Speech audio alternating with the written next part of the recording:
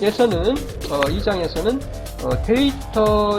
데이터를 수집하고 그리고 측정하는 것에 대해서 살펴보도록 하겠습니다. 우선 자료 분석, 데이터 분석. 데이터 분석은 어떻게 하는지 말씀을 드리면 아래와 같이 우리가 데이터를 분석을 하고요. 첫 번째, 그룹 간 비교. 우리는 그룹 간의 데이터 분석을 통해서 그 그룹 사이의 차이, 그룹마다 어떠한 특성을 가지는지에 대한 그러한 결론을 도출을 해낼 수가 있고요. 그리고 두 번째는 상황에 따라서 비교를 합니다. 어떤 상황이 바뀔 때, 그 상황에 따라서 데이터를 분석을 했을 때 그 결과가 어떻게 다르게 도출이 되는지에 대해서 우리가 비교를 하고요. 그리고 세 번째는 경우에 따라서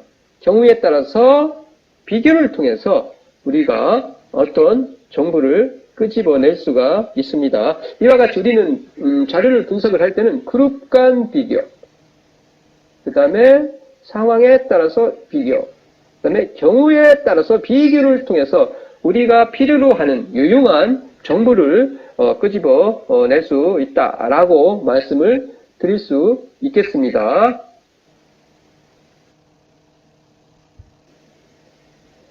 자, 그럼 우선 이 통계적 방법이란 무엇인지에 대해서 설명을 드리도록 하겠습니다. 이 통계적 방법이란 쉽게 말씀드리면 자료를 해석하는 거예요. 자료 해석, 즉 데이터를 해석하는 것이 바로 통계적인 방법입니다. 다시 말씀드려서 통계적 방법이란 통계 숫자나 통계 그래프를 작성하는 수법, 즉 뭐예요?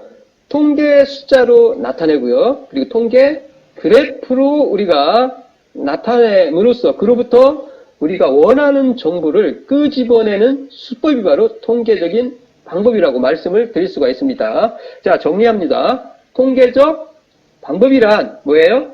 데이터를 수집한 데이터를 분석하고 해석을 통해서 뭐예요? 그 배후에 있는 구조라는 것은 그 조사 대상의 어떤 성격이나 특징이나 뭐 이런 것을 나타내겠죠. 즉 정보죠. 우리가 알고자 하는 정보. 즉 그 배후에 있는 구조에 관해서 결론을 도출하는 방법을 우리는 통계적인 방법이라고 합니다.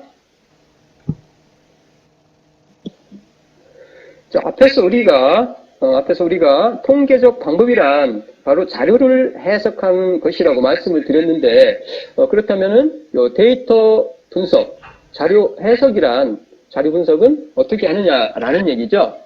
첫 번째, 일반적으로 우리가 자료를 해석할 때, 통계적인 방법으로서 자료를 해석할 때 그룹 간 비교를 합니다. 그룹 간의 그 데이터를 비교 분석을 통해서 그룹 간이 그 그룹이 가지고 있는 어떤 성격, 정보를 비교할 수가 있겠죠. 그 두 번째는 상황에 따라서 비교를 해요. 어떤 상황이 바뀜에 따라서 그 도출되어 있는 정보가 어떻게 달라지는지, 어떤 차이가 있는지를 비교 분석을 통해서 우리는 필요로 하는 정보를 도출할 수가 있고요. 그리고 경우에 따라서 비교를 통해서 그 데이터의 비교를 통해서 우리가 원하는 정보를 도출할 수 있다는 얘기입니다. 자, 그럼 데이터란, 즉 자료란 무엇일까요? 데이터를 구성하는 요소는 세 가지가 있습니다. 첫 번째, 표본, 그 다음에 두 번째가 변수, 그리고 세 번째가 값이에요, 값. 자, 데이터는 표본과 변수와 값으로 구성됩니다. 자, 이 표는 표 2-2는 설문조사를 통해서 정리한 데이터를 집합이고요.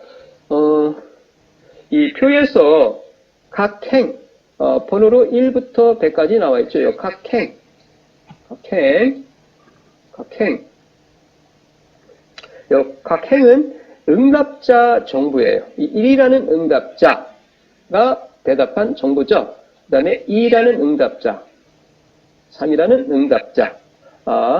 이와 같이 각 행은 응답자 정부를 나타내고요. 개인을 단위로, 요 하나하나의 단위, 케이스, 유닛 단위로 이렇게 데이터가 만들어졌다는 것을 알 수 있습니다. 두 번째, 응답자의 데이터. 이와 같이.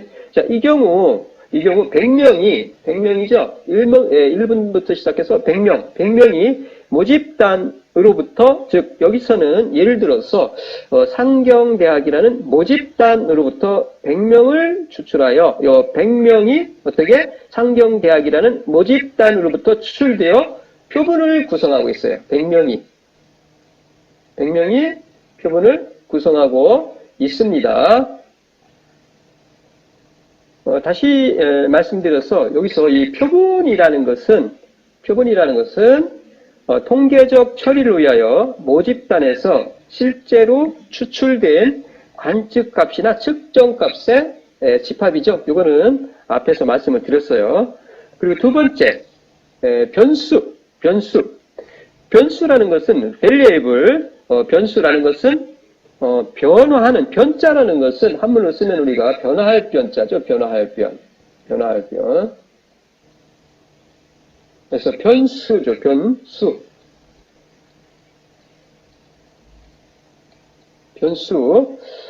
변화하는 숫자예요. 변화하는 숫자. 변수는 변하는 숫자인데, 즉, 경우에 따라서 그 수치가 변하는 수를 변수라고 해요. 여기서 보시면은,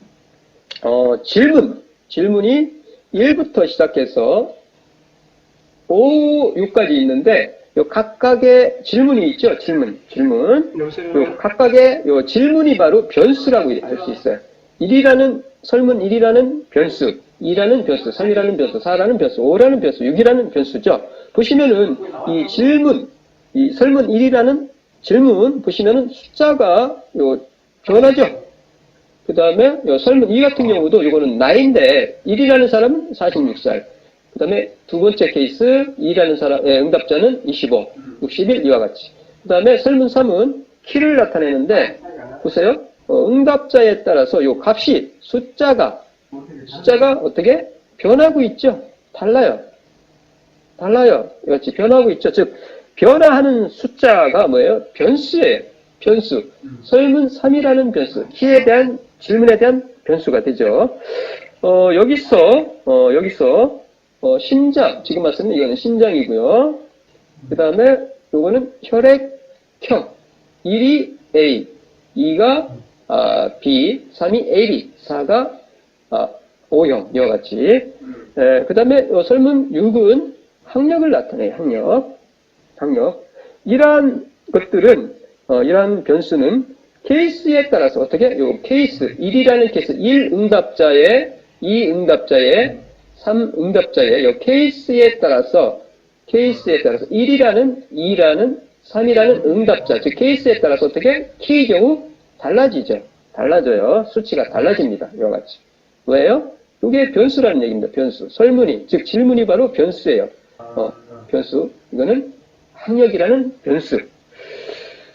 그리고 세 번째, 값.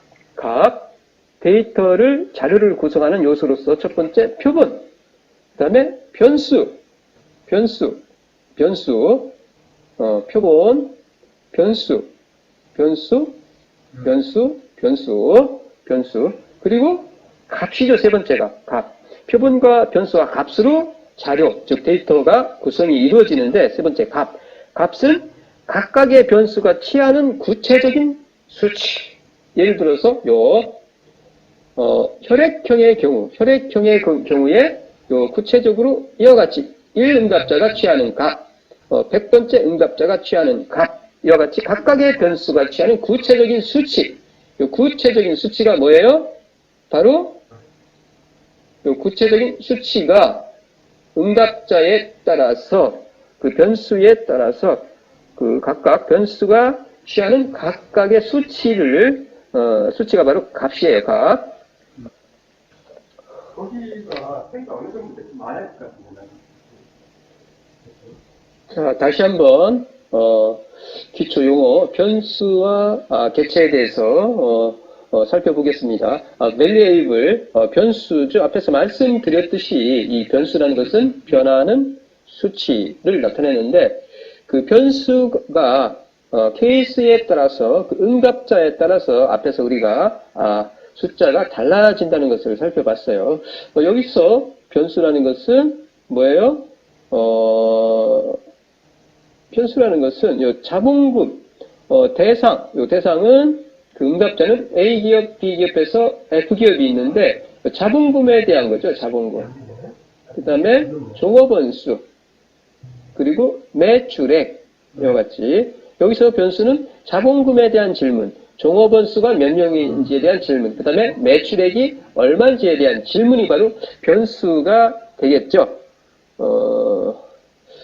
이와 같이 그 변수, 그 질문에 대해서 측정한 것이 바로 이 변수입니다. 요 값으로, 그 변수를 갖다가 값으로 나타내고 있죠. 이와 같이. 그리고 그 대상, 개체, 혹은 유닛, 혹은 케이스라고 하는데 그 대상, 응답자가 바로 뭐예요? 응답자 하나하나, 개개의 응답자가 바로 개체고요. 케이스고, 유닛이고, observation, 즉 관측 대상을 나타냅니다. 여기서는 개개의 기업들, A라는 기업, B라는 기업, C라는 기업, D, E, F라는 기업. 이게 뭐예요? 관측 대상이죠. 관측 대상. 관측 대상. 이 하나하나가 뭐예요? 유닛, observation 혹은 케이스라고 합니다. 개체죠. 개체. 하나의 개체. 관측 대상이 요게 되겠습니다.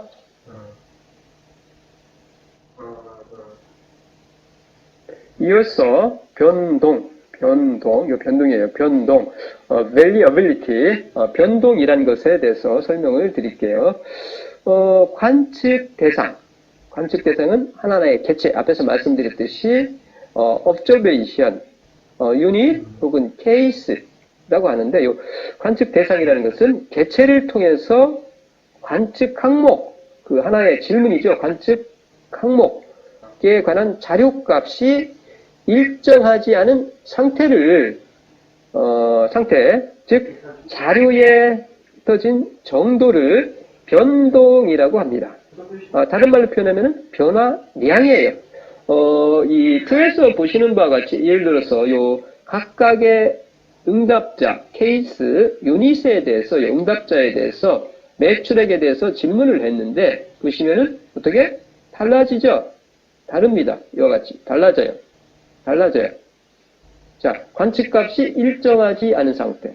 즉, 요 변수, 변하는 숫자라고 앞에서 말씀드렸는데 이와 같이 관측값이 일정하지 않은 상태, 즉 자료에 흩어진 정도를 우리는 variability, 즉 변동이라고 합니다.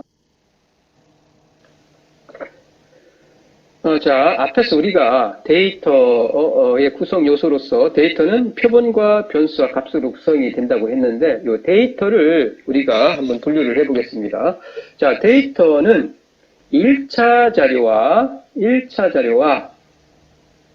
그 다음에 2차 자료로 구분이 됩니다. primary source와 그 다음에 secondary sources. 1차 자료라는 것은 말 그대로 1차 자료. 조사 주체 혹은 실험 주체가 직접 조사나 실험의 결과 취득하는 요 개표 단위죠. 아까 우리가 그 표에서 개표, 케이스, 유닛, observation 그 개체별로, 응답자별로 우리가 조사를 통해서 질문을 통해서 자료를 얻었었는데 얻은 그 정리를 했었는데 바로 개표 단위의 데이터. 앞에서 보았던 그 2-2-2에서 보았던 그 개표 단위, 즉 응답자 단위별로 정리해서 얻어진 그 데이터, 그 개표 단위의 데이터를 우리는 1차 자료라고 합니다. 1차 자료. 그 다음에 2차 자료. 2차 자료는 1차 자료에 대해서 1차 자료를 어떻게 해요? 분류를 하고 집계를 하고 등등 요약하는 등등 가공해서 얻어진 데이터, 즉 가공한 데이터를 우리는 2차 자료라고 합니다.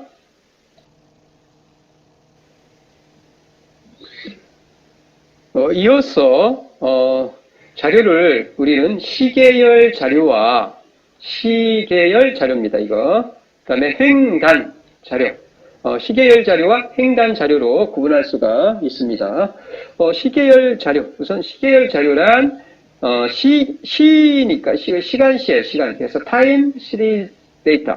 그래서 시계열 자료는 시간의 흐름에 영향을 받는 자료, 즉 시간의 흐름에 따라서 달라지는 자료죠. 예를 들어서 과거 5년간의 월별 매출액 자료라든가 혹은 과거 10년간의 월별 제조업 가동률 지수 자료라든가 이런 것들이 뭐예요? 시계열 자료가 되겠죠.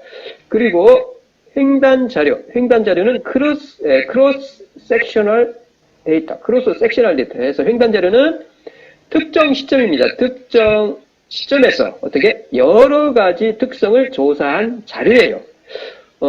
예를 들어서 이번 달 지점별 매출액 자료. 자, 이번 달이죠. 지점별로 A지점, B지점, C지점 이런 식으로 혹은 금년에 업종별 제조업 가동률 지수. 예를 들어서 지난해에 업종에 따라서 가동률 지수가 다르겠죠. 그러한 2019년도에 업종별 제조업 가동률 지수 혹은 한국의 2019년도에 대상 국가별 총 수출액 자료라든가 이런 것들이 되겠습니다. 자, 이 슬라이드에서 나타내고 있는 이 자료는 시계열 자료를 나타내고 있고요. 주가죠, 주가입니다. 주식의 그 주가를 체결 시간별로 나타내고 있어요. 그래서 체결가, 주식거래에서 체결가, 그 다음에 전일비, 그 다음에 시가, 현재 시가, 그 다음에 저가, 고가. 뭐예요? 시간의 흐름에 따라서 그 자료를 나타내고 있죠. 이게 바로 시계열 자료의 예가 되겠습니다. 네, 그리고 우리는 이 자료를 자료의 종류에 따라서, 즉 데이터의 종류에 따라서 크게 양적 데이터와 그다음에 질적 데이터로 나눌 수가 있어요.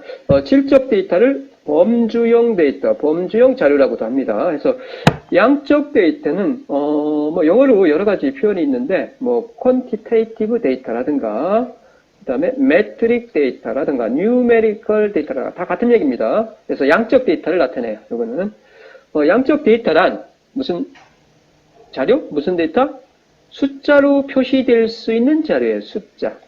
숫자로 표시될 수 있는 자료가 바로 양적 데이터입니다. 예를 들어서 GNP, GDP, 매출액, 경제 성장률, 수출입 현황, 임금, 키, 몸무게, 제품의 수명 등등 이와 같이 숫자로 표시될 수 있는 자료를 우리는 양적 데이터라고 그래요. 그리고 질적 데이터 혹은 범주형 데이터, 범주형 자료는 categorical 데이터예요. categorical 혹은 non-metric 데이터라고도 하고요. 혹은 qualitative 데이터라고도 합니다. 카테고리로 표현되는, 즉 카테고리로 표현되는 자료를 뭐라고요? 양적 데이터입니다. 양적. 카테고리로 표현되는 자료가 뭐가 있어요? 성별, 남녀죠. 남자와 여자 구별되죠. 이렇게 카테고리로 분류가 되잖아요. 그 다음에 직종도 그렇고요. 그 다음에 학력도 그렇고 산업 분류라든가 혹은 채권 분류라든가 등등 이러한 것들이 뭐예요? 질적 데이터입니다. 카테고리로 분류될 수 있는 자료, 카테고리로 표현되는 자료를 우리는 질적 데이터라고 합니다. 앞에서 자료를 우리가 분류를 하면은 크게 질적 자료와 양적 자료가 있다라고 말씀을 드렸는데 이걸 다시 우리는 그 변수의 측정 수준에 따라서 분류를 하면은 그 명목 척도, 그 다음에 순위 척도, 등간척도, 그리고 비율척도로 우리가 구분을 할 수가 있습니다. 우리는 통계 문제를 해결하기 위해서는 어떻게 해요? 얻어진 자료의 정리가 필요해요.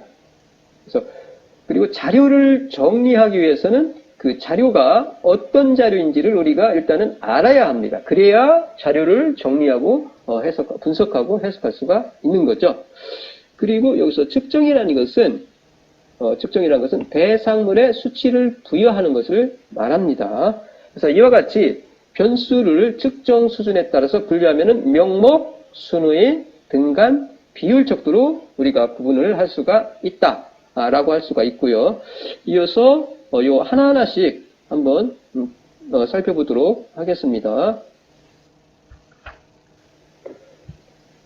자, 그럼 명목척도, 노미널 스케일, 명목척도란 무엇인지 살펴보도록 하겠습니다. 자, 명목척도는 분류만을 위한 정보, 분류만을 위한 정보를 내포하고 있어요. 예를 들어서 이름, 혹은 성별, 남자와 여자, 그 다음에 축구선수의 등번호, 이 등번호는 숫자로 표시가 되지만 그 숫자는 숫자의 의미를 가지고 있지 않고요. 단지 분류만을, 구분을 위한 그러한 정보를 나타내고 있어요. 따라서 축구선수의 등번호도 명목척도가 되겠습니다. 그리고 출신도, 그 다음에 국적, 이런 것도 분류만을 위한 정보를 내포하고 있죠. 그 다음에 직업 등등등 이런 것들을 바로 뭐예요? 명목척도가 되는데, 그래서 명목척도는 관측 대상을 되게 포괄적이고도 상호 배타적인 집단으로 구분하는데 이용이 됩니다. 즉 단지 구분하는데, 분류하는데 이용이 되는 정보예요. 정보를 가지고 있어요. 따라서 뭐예요? 이 명목척도는 사칙 연산이 불가능합니다. 사칙 연산을 할 수가 없어요. 단지 분류만 할 수 있을 뿐입니다. 알겠습니다지.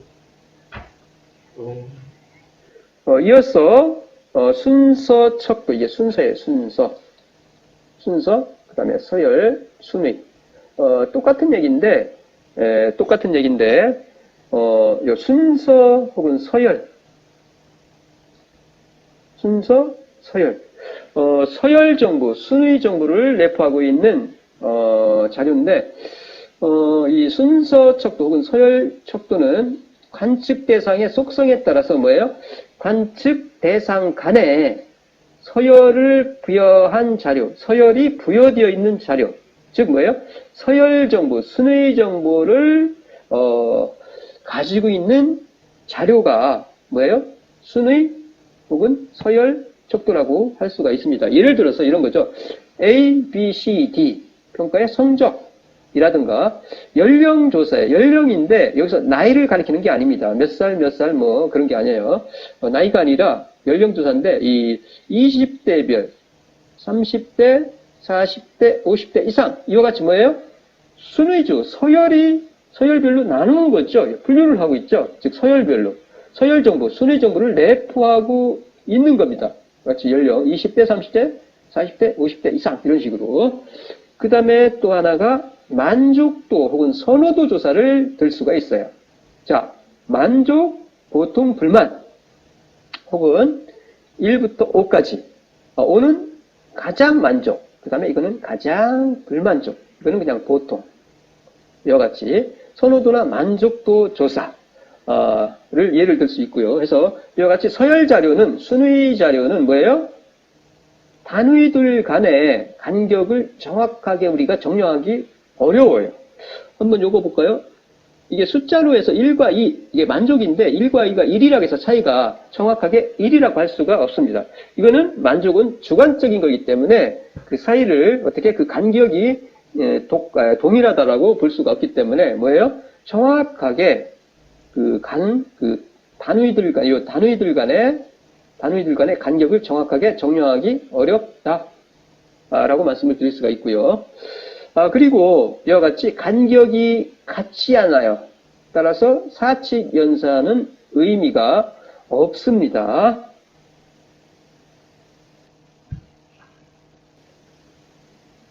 이어서 세 번째 등간척도. 등간척도. 교재에 따라서는 뭐 간격척도, 뭐 구간척도라고도 하는데 가장 정확한 표현이 등간척도가 맞을 것 같습니다. 등간. 이 등간척도는 관측 대상의 속성에 대해서 순위가 부여되어 있어요. 앞에서 우리가 서열 순위정보, 순위척도에서 그 순위죠. 순위, 서열, 순위가 부여되어 있고요. 그리고 요 순위사의 간격이 동일한 자료입니다. 그러니까 서열 척도, 서열 정보를 가지고 있으면서 어떻게 그 간격, 단위들 간의 간격이 같다는 얘기예요. 간격이 동일한 자료입니다. 통상의 숫자 데이터죠.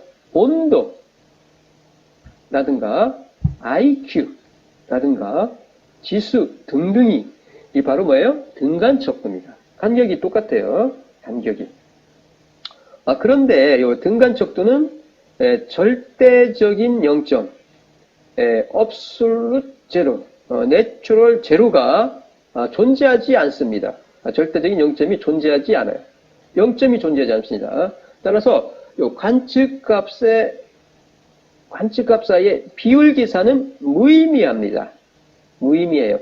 나눗셈과 곱셈, 나눗셈과 곱셈 연산은 적용될 수 없다는 얘기죠. 그런 얘기입니다. 자, 예를 들어서 한번 볼게요. 자, 온도죠, 온도. 섭씨로 우리가 나타내면은 0도, 100도, 50도, 100도 이렇게 나타낼 수가 있는데, 이 0도는 아까 말씀드렸듯이 절대적인 0점이 존재하지 않는다고 그랬죠. 내추럴 제로가 존재하지 않습니다. 그래서 0도는 온도가 없는 상태를 의미하지 않습니다. 0도는. 자, 그리고 100도는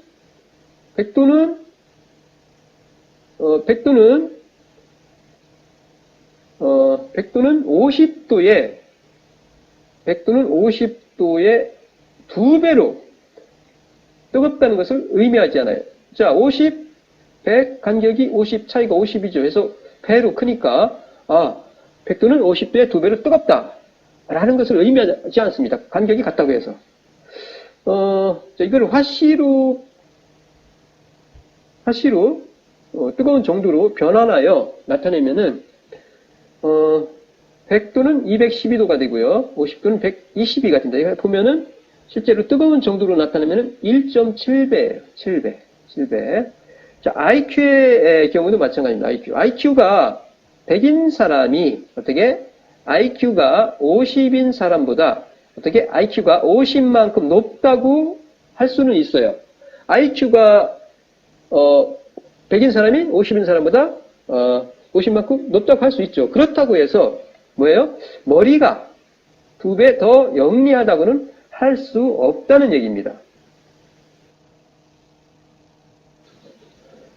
이와 같이 등간척도는 순의 정보를 내포하고 있고요. 그리고 순의 사이 간의 간격이 동일한 자료를 우리는 등간척도라고 하는데 절대적인 0점이 존재하지 않기 때문에 우리는 어떻게 관측값 사이의 비율 계산은 불가능하다. 즉 나눗셈과 곱셈을 적용할 수 없다라고 말씀을 드렸고요. 이어서 비율 척도 혹은 비례 척도라고 합니다. 그래서 비율 혹은 비례 척도는 등간 자료가 가지고 있는 모든 특성, 다시 말씀드려서 명모, 순의, 등간 자료가 가지고 있는 모든 특성을 내포하면서 뭐예요? 절대적인 0점이 존재합니다. 내추럴 제로가 존재해요. 따라서 뭐예요? 몇 배라는 개념이 존재해요. 몇 배라는. 중량이나, 예를 들어서 중량이나, 시간이나, 거리나, 연령, 가격, 소득 등등. 이러한 자료가 뭐예요? 비율 척도, 비례 척도에 해당합니다. 따라서, 연산 가능합니다. 사치 연산이 가능한 자료가 바로 비율 척도라고 말씀을 드릴 수 있겠습니다. 이상에서 우리가 자료에 대해서 설명을 드렸는데 우리가 분석을 할 때는 그 자료가 어떠한 정보를 내포하고 있는지 그 자료가 어떤 자료인지에 대해서 우리가 주의를 할 필요가 있습니다. 예를 들어서 그 자료가 명목척도 우리가 분석을 하는데 명목척도로서 우리가 분석을 하고 있는지, 그리고 그 자료가 순회의 정보를 이용하고 있는지, 그리고 등간척도로 간조한 분석을 해야 하는지 등등. 다시 말씀드려서 그 자료가 순의 척도이지만 우리는 그 자료를 어떻게 등간척도로 간조한 분석도 가능하다는 얘기입니다. 다시 말씀드려서 순의 척도를 간기역 척도, 등간 척도로서 간주해서 분석하는 경우가 많은데, 순의 척도를 어떻게 간기역 척도로 간주하여 분석하는 경우가 아주 많이 있습니다. 예를 들어서 성적 A, B, C, D에 A에 1, B에 2, C에 3, D에 4를 부여하여 평균을 계산한 경우가 많이 있어요. 왜 이렇게 하느냐? 그룹 간 비교를 할 때 편리합니다. 이렇게 하면은 요 A, B, C, D는 서열 정보, 순위 정보를 내포하고 있는 자료죠. 순위 자료예요. 순위 척도예요. 하지만 여기에 이거를 어떻게 간격, 등간 척도로 간주를 하는 거예요. 간주해서 숫자를 부여해서 우리가 비교를 할 때, 그룹 간 비교를 할 때 편리하게 사용할 수 있다는 얘기죠. 다만 우리가 여기서 분포 자체를 확인하는 것도 중요합니다. 비교를 할 때는. 이상에서와 같이 우리는 분석을 할 때 그 자료가 어떤 자료인지, 어떤 정보를 내포하고 있는 자료를 우리가 사용해서 분석을 하는지에 대해서 유의할 필요가 있습니다.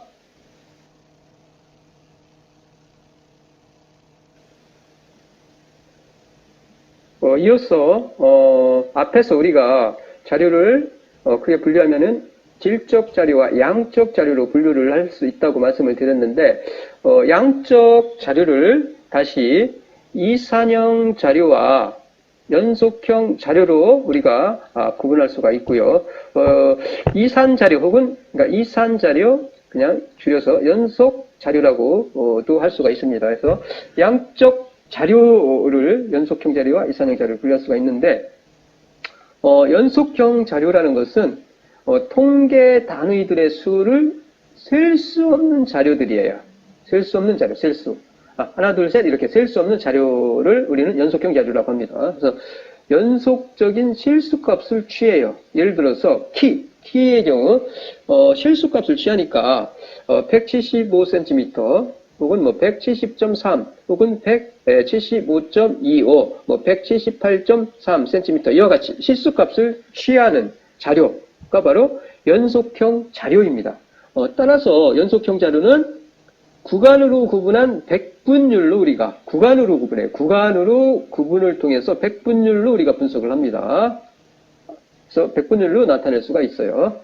이산형 자료는 이 통계 단위들을 어떻게 수를 셀 수 있는 자료예요. 어떻게 하나, 둘, 셋 등등 정수값밖에 취하지를 못합니다. 정수값밖에. 예를 들어서 형제의 수를 1명, 2명, 3명 이렇게 셀 수가 있죠. 하지만 우리는 1.5명 형제를 2.35명 이렇게 셀 수는 없어요. 그래서 형제의 수는 소유하고 있는 CD의 장수, CD도 마찬가지로 1장, 2장, 3장 이렇게 셀 수 있죠. CD는 1.5장이라는 값을 가질 수가 없어요. 따라서 뭐예요? 셀 수 있는 자료가 뭐예요? 이산형 자료가 되고요. 그리고 셀 수 없는 자료가 뭐예요? 연속형 자료가 됩니다.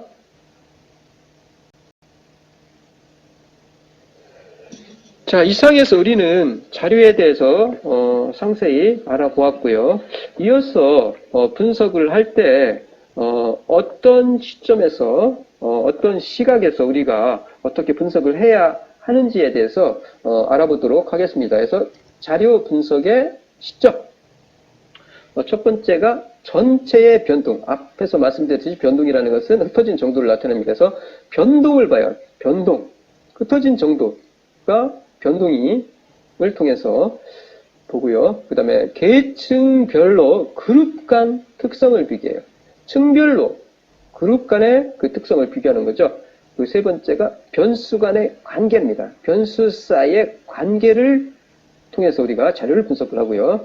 그 다음에 네 번째가 시점의 변화를 통해서, 시점의 변화를 통해서 우리는 자료를 분석을 할 수가 있어요. 자, 하나씩 볼까요? 자료 분석의 시점, 다시 한번 정리합니다. 전체의 변동을 본다겠죠. 어떻게? 그래프를 그려보면 돼요. 그러면 그 변동을 우리가 알 수가 있어요. 히스토그램은 막대 그래프라고 생각하시면 되고요. 그 다음에 상자 수렴도, 나중에 설명드릴 거예요. 혹은 숫자로 표시하죠. 수치로.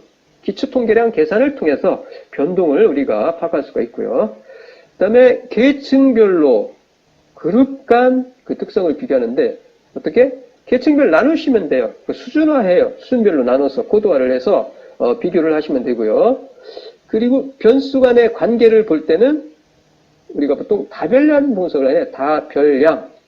다별량 분석을 통해서 변수 사이에 관계가 있는지 없는지를 분석을 하고요. 그 다음에 네 번째가 시점 변화인데 이거는 뭐예요? 시계열 분석법을 이용합니다. 시계열 분석법을 이용해서 우리가 분석을 할 수가 있습니다. 앞에서는 시각 분석, 시점에 대해서 말씀을 드렸고요. 다시 말씀드려서 전체 변동을 통해서 그리고 계층별 그룹 간 비교, 그 다음에 세 번째는 변수 간의 관계를 통해서 그리고 시점 변화를 통해서 우리가 분석을 한다고 말씀을 드렸습니다. 이에 대해서는 하나하나씩 다음 시간에 설명을 드리도록 하겠습니다. 그리고 우리가 앞에서 통계 분석, 다시 말씀드려서 자료 분석, 즉 데이터 분석이라는 것은 자료가 가지고 있는 정보를 수치나 그래프로 표현하는 것을 우리가 자료 분석, 데이터 분석이라고 말씀을 드렸습니다. 쉽게 말씀드려서 수치화죠. 수치화에 의한 기술, 계량화죠. 그리고 그래프에 의한 기술, 즉 시각화입니다. 수치화, 그래프화, 즉 계량화, 시각화를 통해서 우리는 분석을 한다고 말씀을 드렸어요. 이어서 분석 목적과 자료인데 우리는 분석을 할 때 그 분석 목적에 맞는 정보를 취득할 필요가 있습니다. 다시 말씀드려서 그 명목척도만을 가지고 우리가 우열을 판단할 수는 없어요. 즉 명목척도로 우열 판단은 불가능합니다. 우열 판단을 할 수 있는 정보를 내포하고 있는 자료를 취득할 필요가 있다는 얘기죠. 그리고 차이가 필요한 경우에 이 순의 척도만으로는 불충분하다고 말씀을 드릴 수가 있습니다. 이와 같이 차이가 필요한 경우에 순의 척도만으로 분석을 할 수가 없는데 이런 경우는 순의 척도를 어떻게 등간 척도로 간주하여 그 순의에 숫자를 부여를 해서 우리가 그 차이를 분석할 수 있다는 얘기입니다. 이 사항에서 우리는 데이터, 그 자료에 대해서 설명을 드렸고요. 그리고 어떤 시각에서 우리가 분석을 해야 되는지 그 시각에 대해서 설명을 드렸고요. 그리고 우리는 분석을 할 때 분석 목적에 맞는 자료를 취득을 하는 것이 중요하다는 것을 말씀을 드렸습니다. 이상이 오늘까지 강의고요. 그리고 이 변수를 갖다가 다시 말씀드려서 이 자료를